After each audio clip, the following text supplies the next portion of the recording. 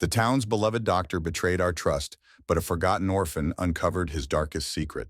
The town of Harmony Creek lived a measured life, nestled among the rugged yet picturesque vastness of the Wild West. At its heart, its unspoken pillar and conscience, stood Dr. Elias Thorne. His clinic, a small, neat house on Main Street, was always a source of hope and comfort. Dr. Thorne possessed not only deep knowledge but also an unusual charm. A pristine white coat, a soft voice, and a penetrating but kind gaze. He was the one who ushered newborns into the world, who eased the suffering of the elderly, who set cowboys' dislocated shoulders, and soothed worried mothers. It seemed every resident of Harmony Creek trusted him implicitly, for his reputation was flawless, like a mountain peak after a snowfall. It was to Dr. Thorne as a last hope that little Finn was brought. The boy was about 10 years old, found on the outskirts after a terrible train wreck from which he miraculously survived. He was scared, barely spoke, clutching an old, worn teddy bear, the only thing that reminded him of his deceased mother. Dr. Thorne took Finn under his care, and the townspeople once again admired his boundless kindness. He provided the boy with a room, food, clothes. One would think Finn should have felt safe and grateful. Harmony Creek trusted its doctor, but behind the savior's smile lurked sinister secrets connected to the fate of those who had passed. This man gathered more than just gratitude, and his actions stirred an inexplicable unease. Only a forgotten orphan who miraculously survived a tragedy was able to discern the unseen threads of the conspiracy when adults were blinded by trust. Prepare to discover how one small soul, armed with nothing but intuition, confronted the shadows to bring truth back to the town. But a child's heart is a delicate instrument. Despite all outward displays of care, Finn couldn't shake a strange, unexplainable feeling of unease.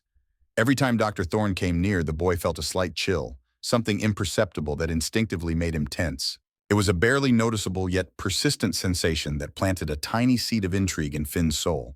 He began to notice what adults overlooked. Late evenings, when the whole town was asleep, Finn often saw the light in Dr. Thorne's office switch on again. The door was always tightly locked, and thick curtains concealed everything happening inside.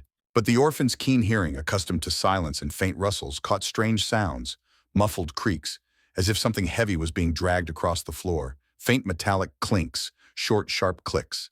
These sounds repeated with remarkable regularity. Sometimes Finn heard hushed voices, but couldn't make out the words. Who visited the doctor so late? What was he doing in there? And why did his presence, so calm and benevolent to everyone else, make Finn feel so uneasy? The teddy bear in his hands, just an old toy, became the boy's sole comfort in a world where seemingly everything should have been clear and bright. But something in the air of Harmony Creek, something in the beloved doctor's behavior, began to raise more and more questions.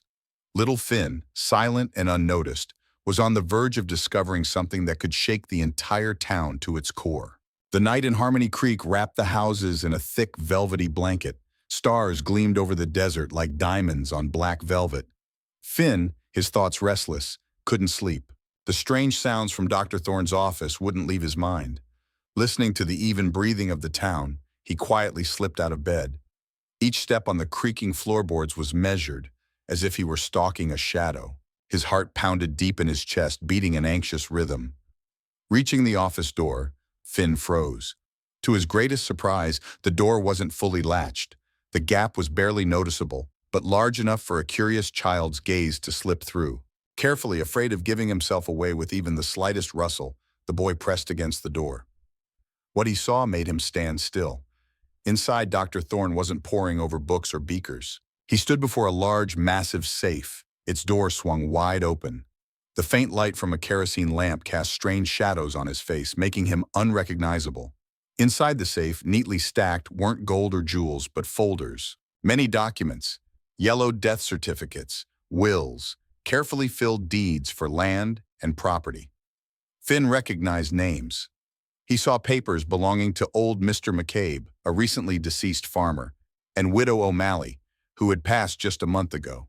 Dr. Thorne had treated both of them until their very last moments. And then, Finn noticed something even more disturbing. Next to each folder lay a small, intricately carved wooden figure.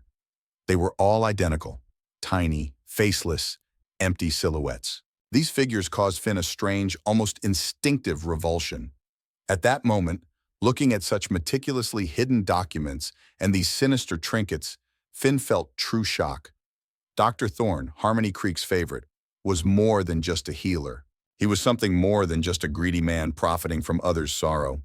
He was apparently systematically acquiring the property of his deceased patients, forging wills or using other dark schemes. Finn, without making a sound, slowly backed away from the door. His small world, where Dr. Thorne had been a symbol of kindness and safety, crumbled in an instant. Trust in the only person who had taken him in shattered into pieces. Beneath the respected doctor's mask hid a predator, and Finn, unknowingly, found himself right in his lair. He clutched the teddy bear in his hand, which was his only connection to the past. What did these figures mean? How deeply was Dr. Thorne entangled in his dark dealings? These questions weighed heavily on the shoulders of the 10-year-old boy. The morning after the shocking discovery was hazy and heavy for Finn. The sun shone as brightly as before, but for the boy, the world had changed forever. Every smile from Dr. Thorne, every sympathetic word that once brought comfort, now seemed to Finn like a disgusting lie, a meticulously woven mask. A pure, burning anger began to simmer within him. Finn was an orphan, but his late grandmother, a simple and wise woman, had always taught him to value honesty and justice. Dr. Thorne was not just a deceiver. He was a predator, preying on the sorrow and weakness of others, cynically exploiting the trust of the dying. Finn remembered how Dr. Thorne had treated his grandmother before her passing. Back then, being so small, he couldn't grasp all the nuances, but now it seemed to him that he had seen the same cold smile, the same lack of true compassion in the doctor's eyes, hidden behind his feigned concern. The pain of this realization was piercing. I have to do something. This thought pulsed in his small head. But who would believe an orphan, whose word meant nothing against the respected, beloved doctor? Anger mingled with a deep sense of helplessness, but Finn couldn't just stand by. He couldn't allow such evil to thrive. His resolve strengthened. He began to observe Dr. Thorne with a new, intense focus. He noticed how the doctor, after visiting certain patients, would linger briefly in their homes. And then, as if by sinister coincidence, disturbing rumors of their rapidly declining health would soon surface. Finn saw strange figures in dark cloaks sometimes arrive at Dr. Thorne's clinic, their faces hidden in the shadows of their hats.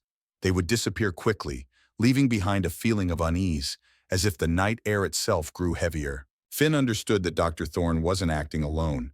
His motive, beyond simple greed, was clearly some sinister, meticulously planned scheme, of which he was only a part. Finn's anger intensified with each new observation. He was just a child, but his determination to confront this evil grew with every passing minute. He didn't know how exactly, but he was resolved to uncover the truth, whatever the cost. He didn't even suspect that his teddy bear, which always was by his side, was a keeper of a deeper secret, linking Dr. Thorne to his own long-forgotten personal tragedy. This realization merely awaited its moment to unfold and give Finn's struggle an even sharper meaning. Finn continued his covert surveillance with a persistence unusual for a child. Every evening after Harmony Creek settled into silence, he noted the smallest details, hoping to find irrefutable proof. One night, luck smiled upon him.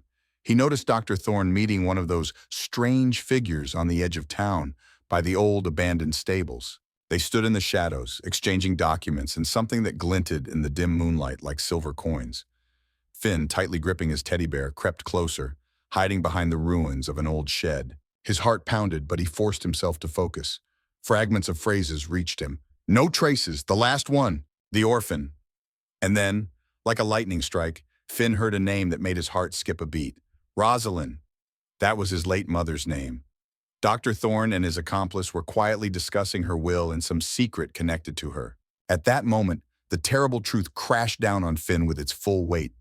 Dr. Thorne was not just a swindler. He was complicit in his mother's tragic death and possibly the deaths of other residents whose wills he had forged. His motive was crystal clear, to seize their inheritance, using his reputation and the trust of the townspeople. Finn realized that Dr. Thorne was part of a meticulously planned criminal scheme, where under the guise of treatment or help, they hastened the demise of their victims to acquire their property. His kindness was merely a carefully constructed facade.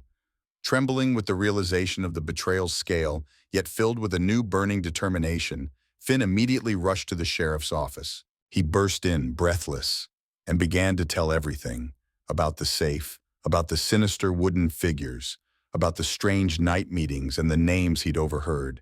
and of course, about his teddy bear, the only thing that remained of his mother. Sheriff Samuel O'Connor, usually a thoughtful and unhurried man, was initially skeptical, but something in the boy's eyes, his sincere anger, despair, and unwavering conviction, made him listen. The investigation began. Sheriff O'Connor, working together with Finn, who precisely pointed out all the details, uncovered Dr. Thorne's hidden bank accounts, forged wills, and most importantly, found a note in the doctor's safe that directly implicated his accomplices, including the gang involved in the train wreck that, it turned out, had killed Finn's mother. Dr. Thorne and his associates were arrested. The town was in complete shock. Their beloved doctor turned out to be a monster whose kindness was merely a cover for awful crimes. For Finn, it was an enormous relief. The truth was out. He had lost his parents in a tragedy, but he found justice, and his teddy bear, which had been with him all along, became a symbol not only of his grief, but also of his incredible courage and intuition. Finn, no longer silent and scared, but strong and confident, was adopted into Sheriff O'Connor's family, finding a new home and faith that even the darkest secrets would eventually be uncovered, and that kindness isn't always what it appears to be on the surface. Harmony Creek slowly recovered, but its residents now knew that true justice could come even from the most unnoticed and brave heart.